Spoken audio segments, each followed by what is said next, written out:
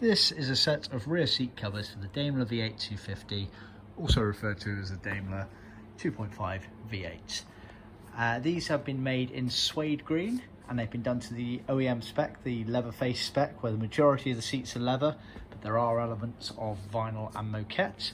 It's also worth noting for the Daimlers that they actually offered what's commonly referred to as wide pleats versus narrow pleats. We sometimes refer to this as 1 inch versus 2 inch, although strictly speaking, that is not the exact measurement. These happen to be the narrow 1 inch style.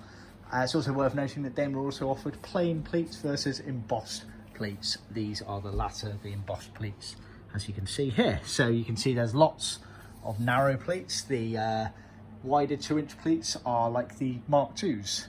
In fact, the rear seats are identical to the Mark IIs for the wider versions, whereas the narrow pleats were not offered on the Mark II nor the embossed pattern.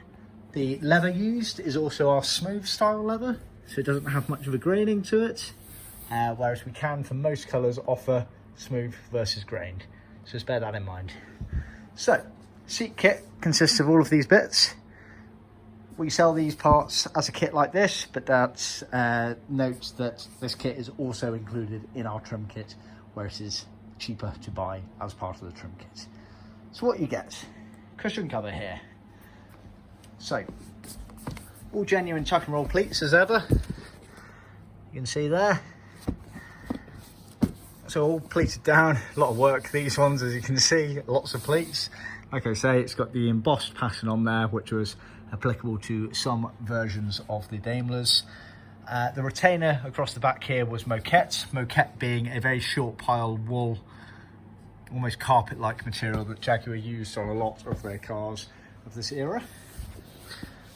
The rest of the seat is pretty much leather all the way, apart from this very lower border here, which was vinyl.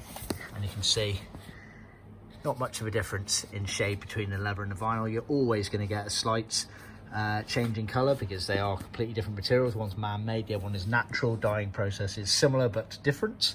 So just bear that in mind. But as you can see, it's a nice match. We spend a lot of time making sure that our tanneries adhere to the original shadings, and it's nicely top stitched. Then you have elements of piping going around, as you can see here. Again, all ties in nicely, and for the majority of the colours, where possible, we use leather cloth for piping, which is the original material used. We try to avoid using vinyl where possible for piping because it makes it quite a bit larger and bulbous. So just bear that in mind. We're one of the only companies that go to that extremity of making sure our piping is actually using the correct material. So, like I say, basically, these side panels here are leather, they're leather, leather, leather. But this bit here is moquette, vinyl at the front, moquette at the back. Looking on the back, you'll see that some of the bits are foamed as well, as per original, to give it an extra bit of padding when it comes to fitting them. So that's your cushion cover. Backrest cover, very similar in that regard. Genuine tuck and roll pleats again, as you can see. And retainers, 2 of them this time, obviously, because it's split in the middle where the armrest is. So the retainers are moquette again. Then the big surround there is leather. The side panels here are leather on both sides. But then in the center here, you have vinyl for the armrest opening aperture. It's also worth noting, I'll just look under here, you got some scrim sewn in there, which again is used for the trimming of the armrest. Just turn it over there, you can see.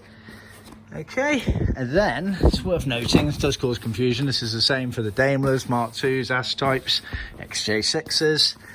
Notice obviously you've got uniform pleats there, but then this last pleat is quite a bit wider. That is intentional, and it's sewn face to face there, as you can see.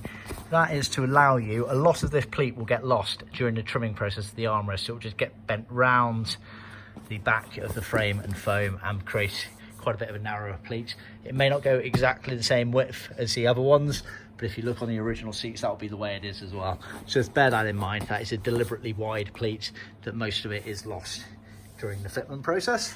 Speaking of the armrest, you have this vinyl piece here which trims the sort of arm that comes down, as it were.